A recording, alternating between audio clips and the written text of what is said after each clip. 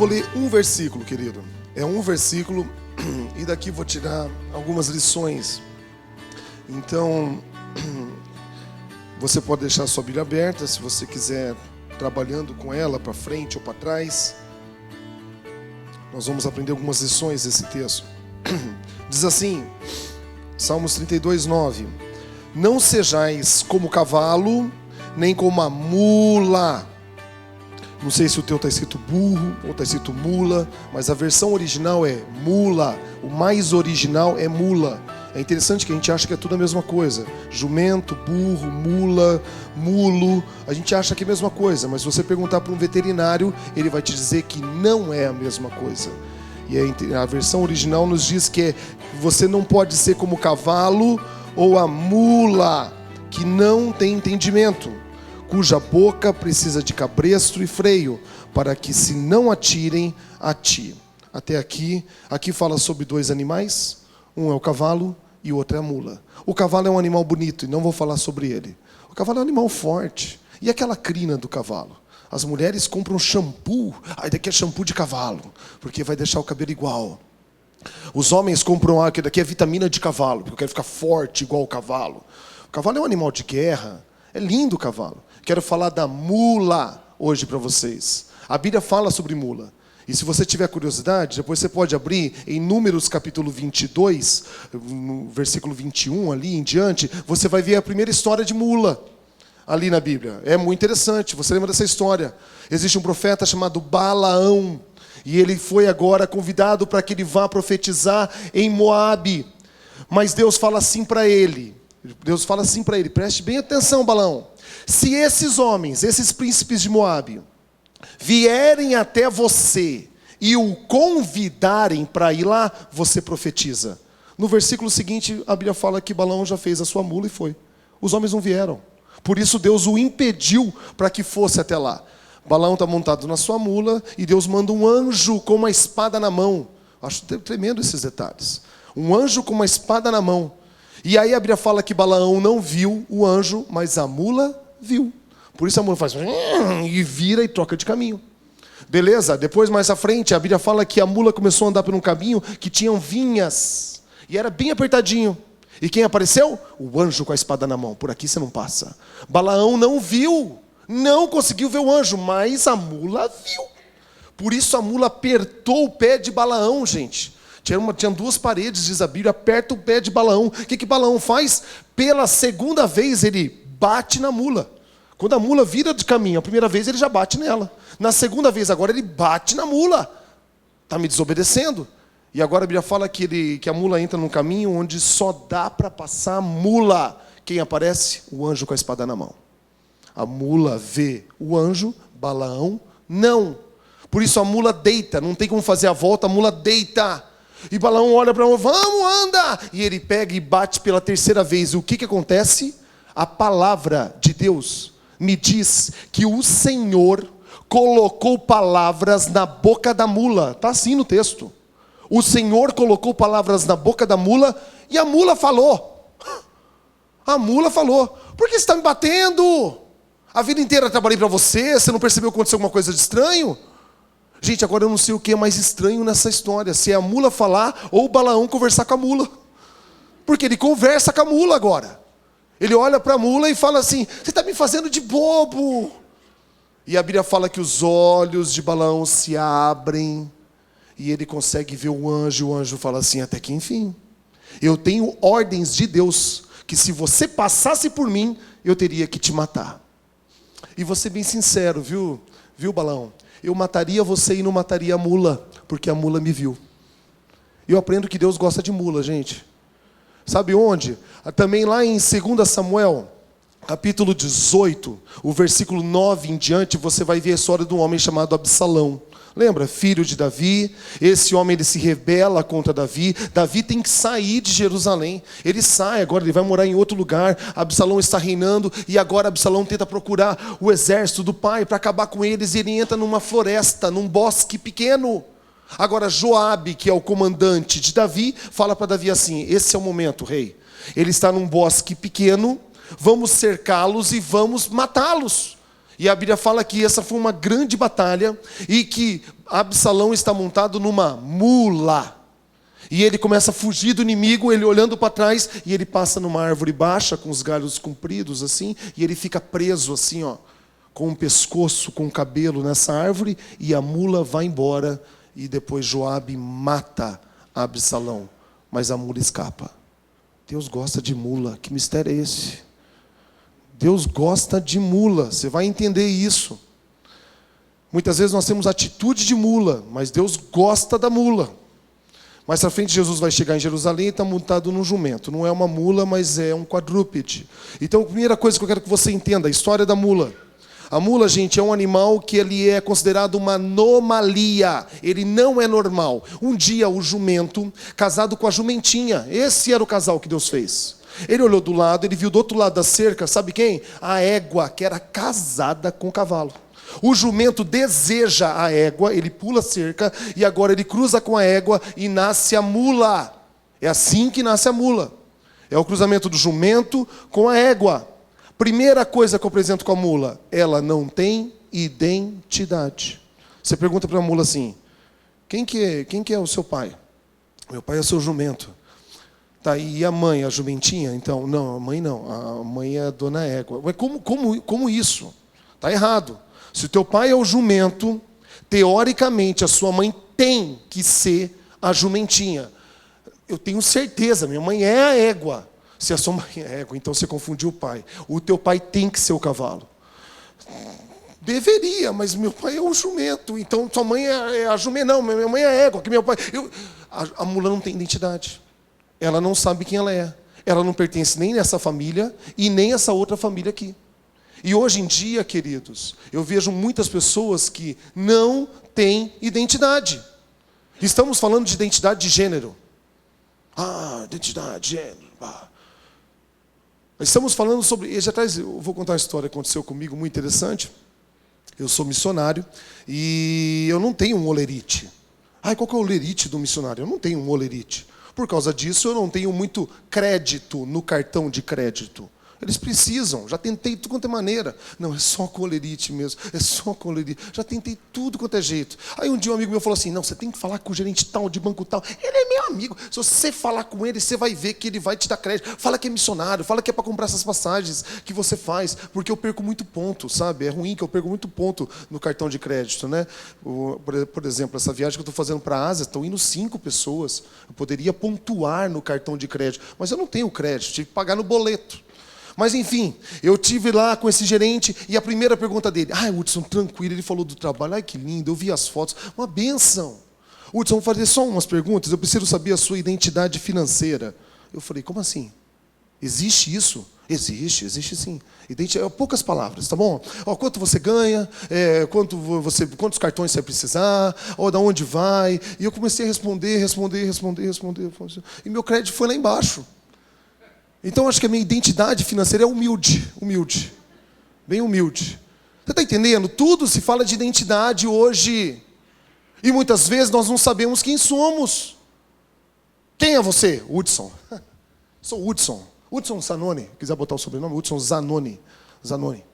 Não, eu não perguntei qual é o seu nome. Eu perguntei quem é você. Desculpa. Eu sou formado em marketing. Eu sou ator. Eu sou missionário. Tá, e eu não perguntei o teu ofício, o que você faz. Eu quero saber sua identidade. 6.240.250/4, tirado aqui no Paraná. Se você quiser, eu te dou a cópia. Eu quero saber quem é você. E se hoje alguém perguntasse a você, quem é você? Querida, a Bíblia me fala que nós somos criaturas. A Bíblia me garante isso. Todos nós somos criaturas. Esse é o primeiro status, todos. E lá no Japão, criaturas. E os bandidos? Criaturas de Deus. Fomos criados à imagem e semelhança de Deus. Mas para todas as criaturas, para todos, quanto receberam. Receberam quem? Jesus Cristo, como Senhor e Salvador. Agora deu-lhes o direito, o poder de serem chamados agora de filhos de Deus. Você consegue entender, querido? Criatura ou filho de Deus? Nem todas as criaturas são filhos. Você precisa entender isso. Que é isso? Isso aqui é tudo filho de Deus. Essa é uma mentira do diabo. Aqui é tudo filho de Deus. O que é isso? Todo mundo é filho de Deus. Não é verdade, querido. A Bíblia nos bota uma condição para todos. Essa é algo dado para todos. Por isso existe a função do missionário, para que ele possa falar para todos que receberem a Jesus, agora terem o direito de serem chamados filhos de Deus. Então tem muitas pessoas vivendo enganados, achando que são filhos, mas são só criaturas, porque nunca confessaram com seus lábios a paternidade, a soberania de Deus, nunca confessaram a Jesus Cristo como seu único e suficiente Salvador. Por que eu estou falando isso, gente? Porque se você não sabe a sua identidade, é aí que o diabo vai te provar. É bem nesse calo. Mateus capítulo 3, Jesus vai ser batizado. Que cena linda, quem sabe tenha sido uma das cenas mais lindas registradas na Bíblia. O primo João Batista entra com Jesus agora no Rio Jordão. A Bíblia fala que o céu se abre, a voz do Pai fala, o Filho está presente, uma pomba representando o Espírito Santo pousa em seus ombros. Gente, a Trindade estava lá. Quem viu esse batismo não tinha dúvida da Trindade. Estava o Filho, o Espírito Santo representado como uma pomba, o céu se abre e o Pai fala do alto. E o que ele disse? Esse é o meu Filho amado, a quem me comprazo. Esse é o meu filhão que me enche de orgulho. Esse é o meu filho que me dá prazer. Ponto final. Acaba o texto assim. Mateus capítulo 4, começa dizendo, Jesus é levado pelo Espírito para o deserto para ser tentado, após 40 dias. Ele teve fome, 40 dias de jejum, ele teve fome. Quem aparece? O tentador, o enganador, Satanás, o diabo. E aonde que o diabo vai tentar nele? Na identidade. O diabo chega e fala assim para Jesus, se tu és o Filho de Deus, será que é mesmo? Se tu és o Filho de Deus, transforma essas pedras em pães. Se tu és o Filho de Deus, sobe comigo aqui nesse pináculo aqui do templo, joga-se, você vai dar ordem aos anjos. Mas se tu és o Filho de Deus, agora há pouco lá no batismo, era bonito todo mundo te olhando, e agora, com fome, 40 dias, não tem ninguém olhando aqui. Será que você é mesmo o Filho de Deus? É isso que o diabo faz. Ele é o acusador. Ele acusa, ele bota o dedo, ele aponta e ele fala para você, você não é não, você não é não. Jesus sabia quem ele era.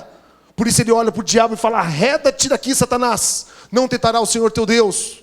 A todo momento você vê Jesus falando quem ele é. Eu sou o caminho, a verdade e a vida. Eu sou a ressurreição e a vida. Eu sou o bom pastor. Eu sou a água da vida. Eu sou o alfa e o ômega. Você vai ver a todo momento. Jesus sabia quem ele era.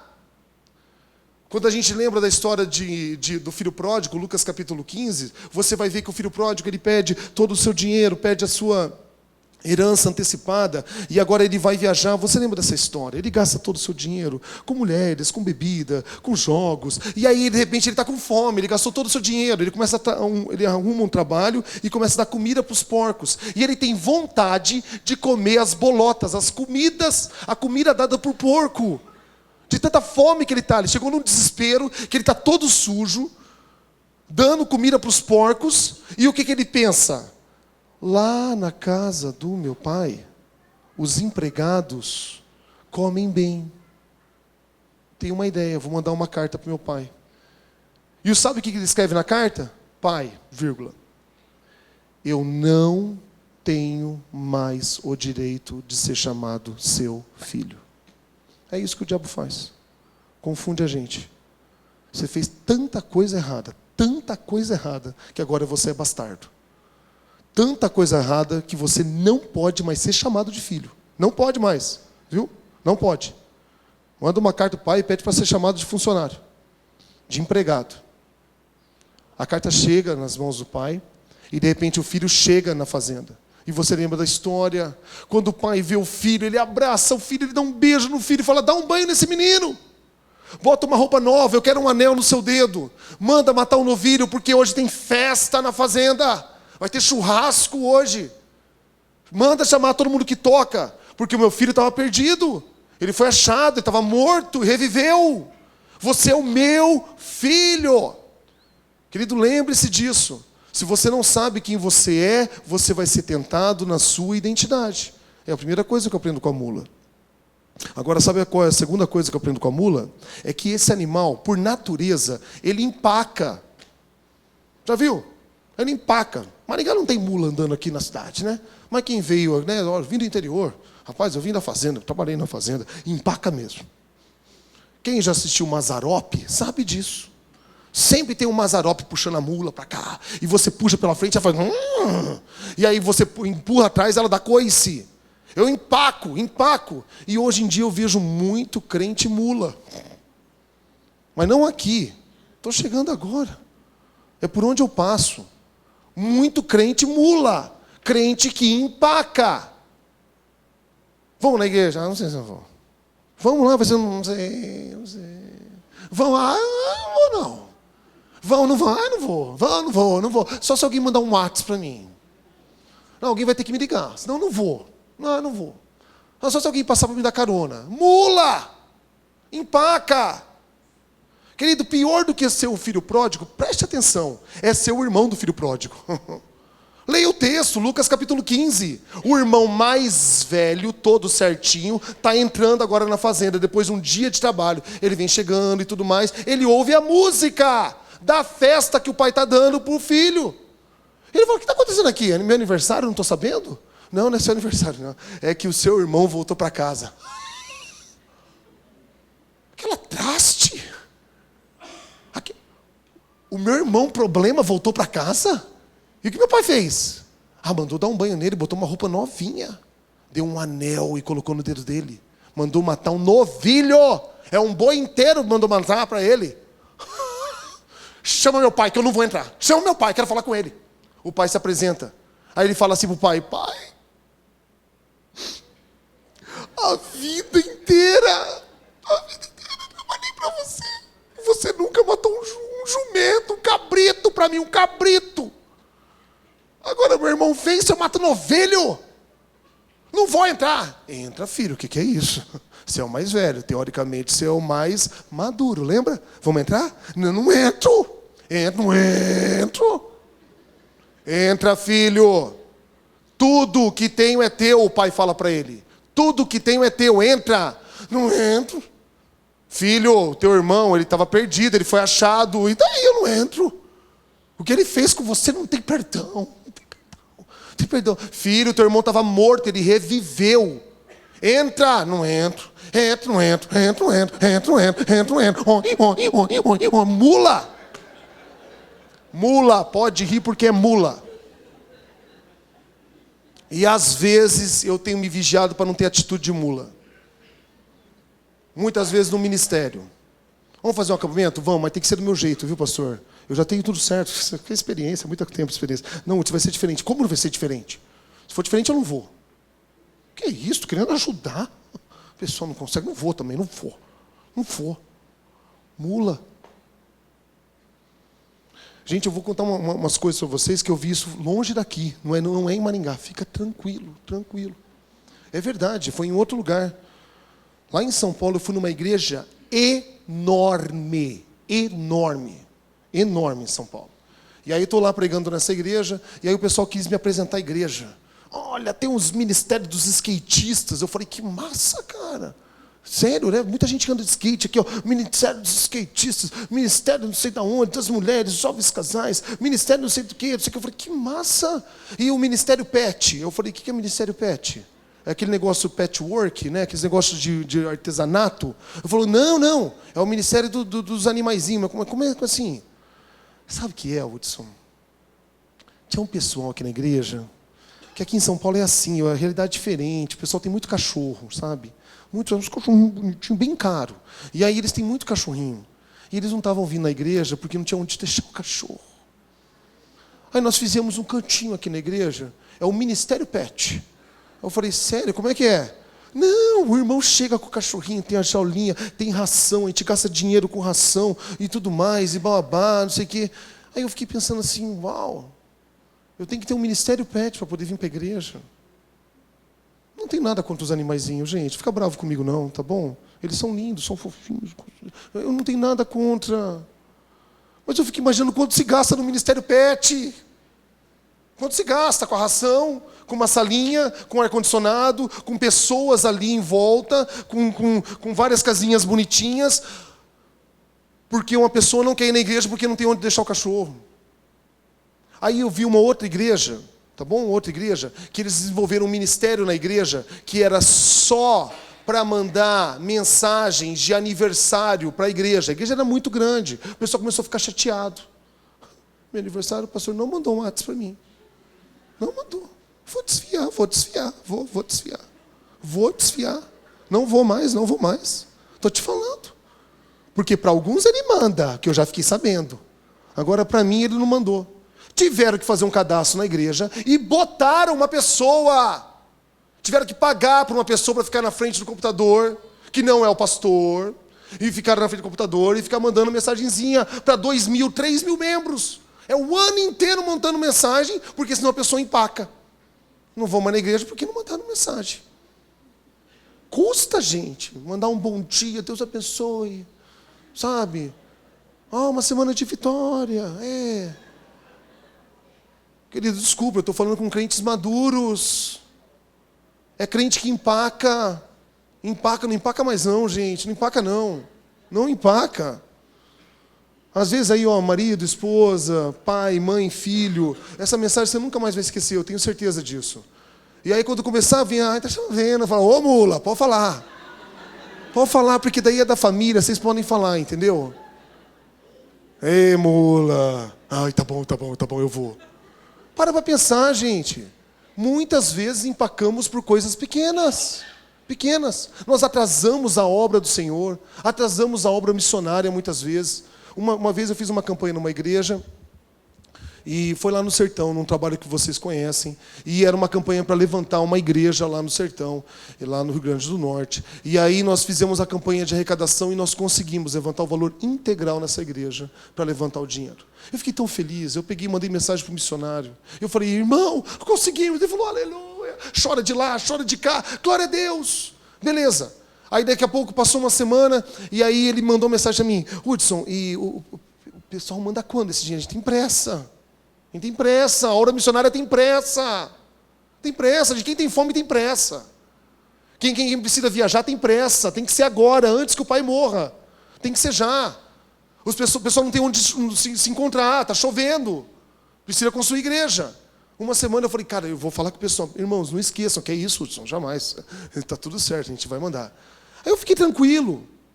Eu fiquei tranquilo. 2 meses depois, eu recebi a mensagem do irmão. Hudson, será que eles mandam ainda esse ano? Aí eu falei assim, eles não mandaram? Não mandaram. Deixa que eu vou ver isso já. Eu falei, irmãos, eu queria conversar com vocês. Algum problema? Não entrou o dinheiro? Como é que é a situação? Alguém deu um cheque que voltou? O que aconteceu? Não, tudo certo, o dinheiro está tudo certo aqui. A palavra é nossa. Vamos mandar. Mas por que não mandou? A gente precisa de uma reunião e não conseguimos reunir todo mundo. Tá, uma reunião para quê? Já foi decidido, não é? Que foi mandar. Mas precisa de uma reunião com todo mundo. Aí faltou o irmão, a gente falou assim, vamos deixar para o mês que vem. Eu falei, querido, 2 meses. 2 meses, a obra sendo empacada. Já foi aprovado.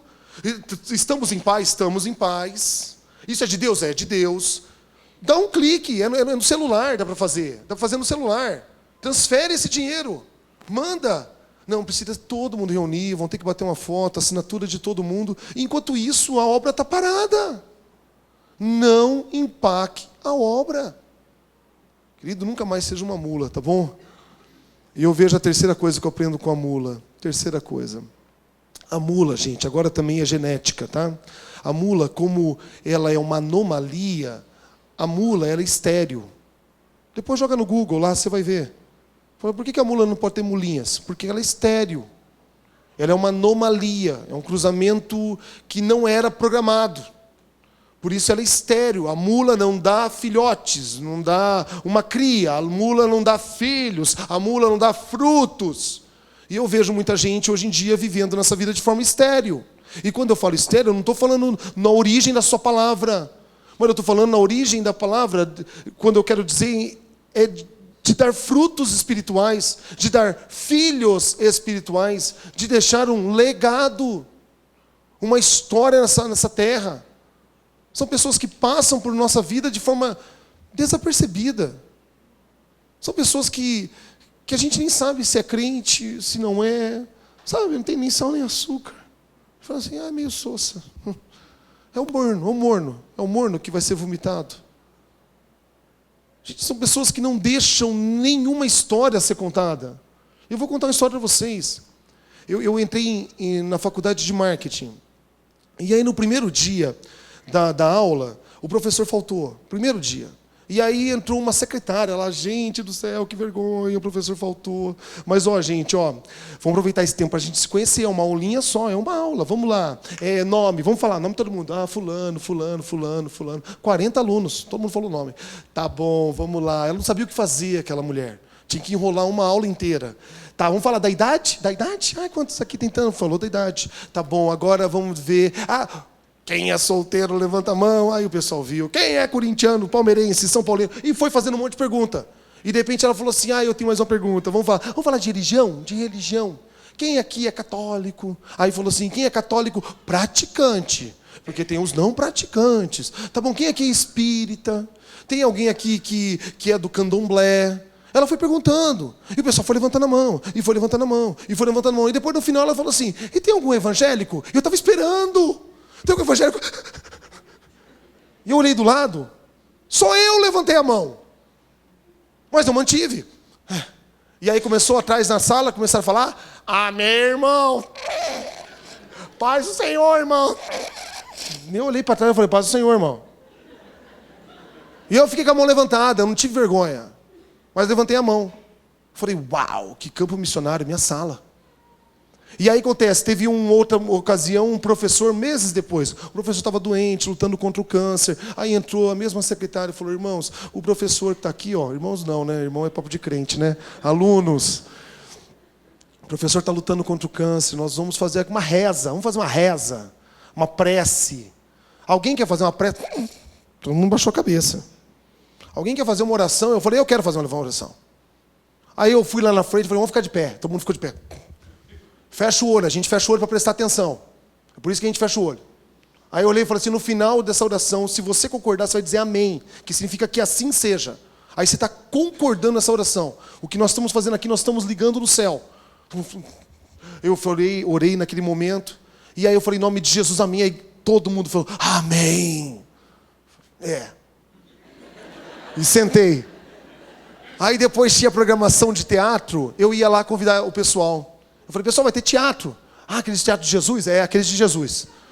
Nós vamos, hein, Hudson, nós vamos. Eles sabiam que eu era crente, eles sabiam. Aí tinha festa, tinha muita festa. Entravam os promoters, os caras que organizavam a festa. Aí, galera, festa! Não sei o quê. Mulher não paga, não sei o quê. E eles iam entregando, chegavam em mim. Hudson, desculpa. Aí passava e entregava para o outro, assim, e ia entregando para o outro. Beleza, foi assim minha faculdade. Foi assim, 4 anos. Aí chegou a formatura. Fizeram um culto ecumênico. Aí chamaram um padre e um pastor. Aí fizeram aquela escadinha bonitinha aqui assim, beleza. Eu lá de bata, né, com aquele negocinho bonitinho, beca e com aquele chapeuzinho legalzinho. E aí tô lá assim, aí todo mundo na minha frente, minha esposa, oi, minha mãe, oi mãe, obrigado, oi pai, dando tchauzinho pro pessoal. E aí o padre falou umas palavras bonitas, aí rezou uma Ave Maria, um Pai Nosso. Aí o pastor veio falar agora, falou umas palavras bonitas. Eu falei, gostaria de fazer uma oração. E todo mundo abaixou a cabeça, e eu abaixei a cabeça. E ele começou a orar e eu comecei a concordar. Ele falava assim, Senhor, abençoa teus filhos. Amém, Jesus, amém. Senhor, que eles consigam uma oportunidade, né, no trabalho. Eu falei, amém, Jesus, amém. Amém, Jesus. Senhor, que eles, né, sejam profissionais relevantes na sociedade. E aí, de repente, aqui em cima, eu comecei a ouvir um amém, Senhor, amém, Senhor. Bem aqui em cima, estava no andar de cima. Amém, Senhor, amém. Eu falei, quem está falando amém? Aí eu olhei para cima e falei, uau! Era a menina mais bagunceira da sala. Era promoter. Eu falei, amém, essa menina se converteu. Aí eu falei, amém, Senhor, amém, Jesus. Amém, amém. E quando terminou a oração, eu grudei nela e falei assim, amiga, você também é crente? E ela fez assim.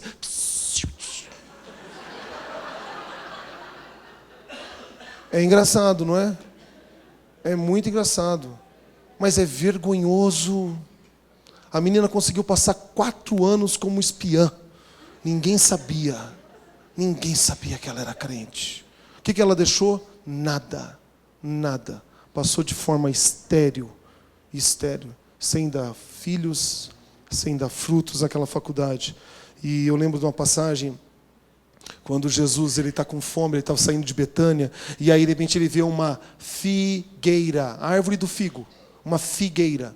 Ele vê aquela figueira, a figueira era jovem, estava cheia de folhas verdes, a figueira ela era sadia, não estava com nenhuma doença na sua casca, nada. A figueira chamava a atenção de longe. Ele correu e começou a procurar um figo. Gente, Jesus não queria um monte de figo para fazer um doce de figo. Ele queria um figo. Ele estava com fome. Ele começou a procurar. E ele não encontrou nenhum figo. E aí o que Jesus fez? Ele amaldiçoou a figueira. Figueira, engana bem, hein? É grande, folhinha verde, chama atenção, e não dá fruto, você vai secar. E a figueira seca na hora. Vai morrer. E ela seca na hora. Eu não sei se isso fala com você. Já vi várias vezes, mas isso não fala muito comigo. Comigo fala demais. Você sabe por quê? Porque o meu nome é Hudson Figueira Zanoni. Parece que é para mim. Para mim. Não interpreta para você não, tá, gente? Deixa esse texto só para mim, tá? Hudson, chama atenção de longe, bom comunicador. Faz o teatrinho lá, palhacinho. Cheio de talentos. Parece que é para mim. Se não der fruto. Já entendi, Jesus. Já entendi. Fica tranquilo. Imagina se Deus fizesse isso nos dias de hoje. Imagina. Ele não vai fazer. Imagina se Ele fizesse isso hoje. Deixa eu dar uma olhada na sua árvore. Engana bem, mas não dá frutos. Não dá frutos. Gente, finalizo com você, recapitulando esses 3 pontos, tá bom? A mula, ela não tem identidade. Você precisa saber quem você é. A partir de hoje, quando perguntarem quem é você, você pode falar, eu sou filho de Deus. Sou chamado como Hudson. A minha profissão, o meu ofício é ator, é palhaço. Se você quiser saber o número da minha identidade, eu te passo. Tem até um CPF. Mas quem eu sou filho de Deus. Não tenha medo, querido. Não tenha medo de dizer quem você é. Não passe por esse lugar de maneira estéril. Não passe. Deixe um legado. E lembre-se, gente, chega de empacar. Chega de empacar. Quem perde é você. Hoje eu não vou. Quem está perdendo é você. Eu não sei se você acha que a tua família está perdendo. É você que está perdendo. Não vou me envolver. É você que está perdendo. Não vou me envolver para prejudicar a igreja. É você que está sendo prejudicado. Você não consegue enxergar isso? Não empaca mais. Passe por essa sociedade, por o teu trabalho, pela faculdade, aonde o Senhor te colocou agora, e deixe um legado. Deixa eu contar a última história. Prometo que em 1 minutinho, pastor. Última história. Eu sou um doador de sangue. Eu sou um doador de sangue e eu gosto disso.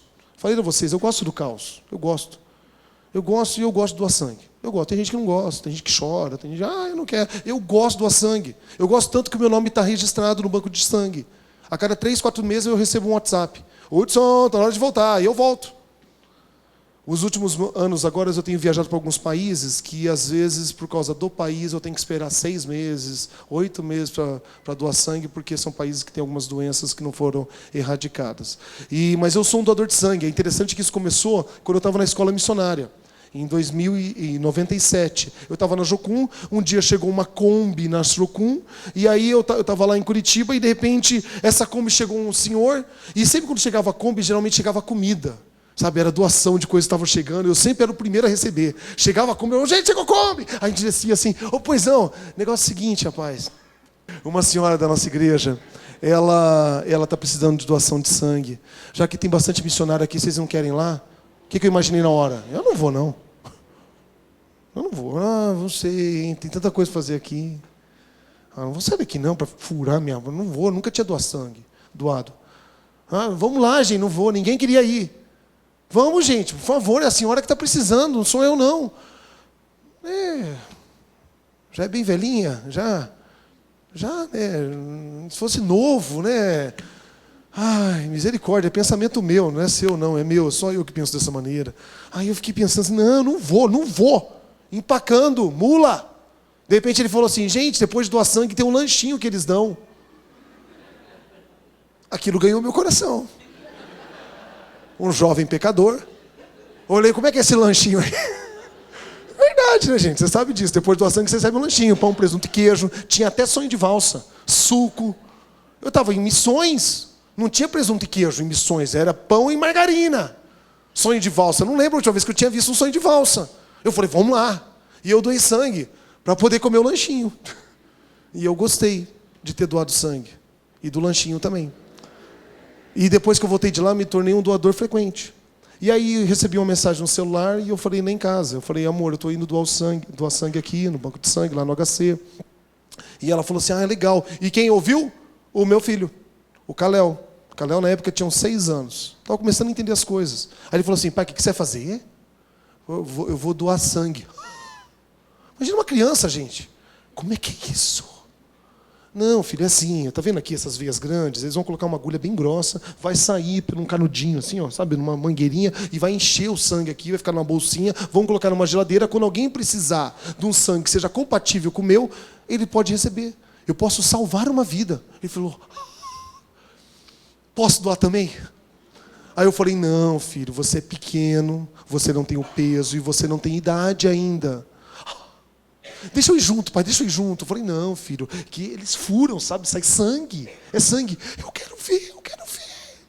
Aí eu falei assim, tem certeza? Tenho. E eu levei ele. Quando nós chegamos na recepção do banco de sangue, aí a mulher olhou, só foi eu e ele. A mulher olhou, fez assim, cadê o pai da criança? Eu falei, sou eu. E a mãe? Não veio. Não pode trazer criança aqui. Eu falei, por que não? Eu sou o pai da criança. Mas não pode trazer assim, porque se você vai doar sangue, depois de você passar mal, aí fica largada essa criança aqui, ó.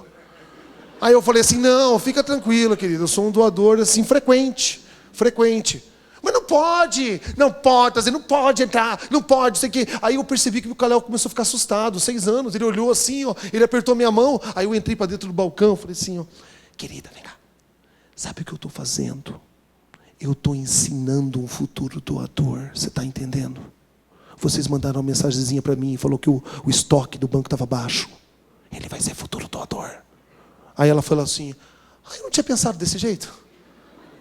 Aí ela agarrou na mão dele, vem cá que eu vou te mostrar como é que é o processo. Vem cá, ó, aqui é uma salinha que faz umas perguntas para o seu pai, depois vai furar o dedo para saber aqui a glicemia dele, depois ele vai lá. Aí o Kalel foi, e aí eu viu lá o sangue, ficava olhando assim, beleza, encheu a bolsinha, no final, ele falou, pai, vou bater uma foto. Falei, vamos. Aí nós batemos uma foto na frente do banco de sangue. E aí o meu filho, eu postei essa foto. E aí pessoas entraram lá no Face lá e colocaram assim, nossa, eu acho muito legal o que você faz com seus filhos. Eu acho muito legal pra caramba, muito legal. Eu não faço isso porque é legal. Eu falei, uau, será que as pessoas entendem que às vezes é legal? Tipo assim, é porque é para se aparecer, ou porque é legal?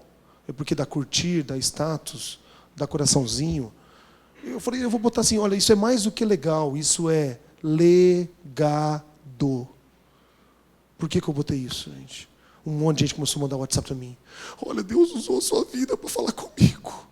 Eu falei, então vai doar sangue. Vai doar sangue. Querido, deixa um legado, por onde você passar, na tua família, no teu trabalho, na faculdade. Deixa um legado.